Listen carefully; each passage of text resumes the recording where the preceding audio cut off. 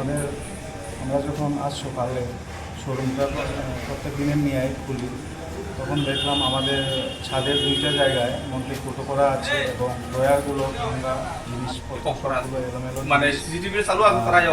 তখন আমরা ভালো করে ইনভেস্টিগেশন করে দেখলাম শুধু দুই জায়গা না, 3 জায়গায় ভাঙা আছে।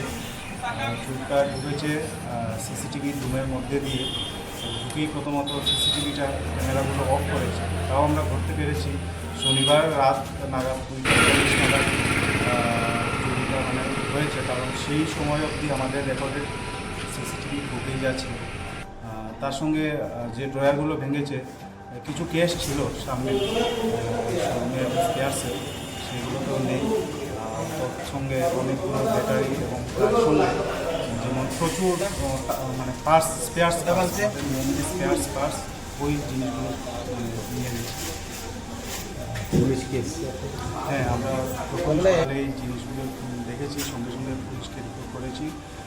এফআইআর জন্য আমরা আবেদন করেছি। নগদ অর্থ সহ আনুমানিক কত টাকা জিনিস নিয়ে গেছে? নগদ অর্থ তেমন ছিল না, কিন্তু আমরা স্পেয়ার্স পার্টস অনুমান করছি 10 থেকে 12 লক্ষ টাকা মিনিমাম নিয়ে গেছি। আমরা এখনও জিনিসগুলো আমরা অ্যারেস্ট করছি, আমরা যাতে আপনার নাম? কত টাকা পার্টস? আমি এই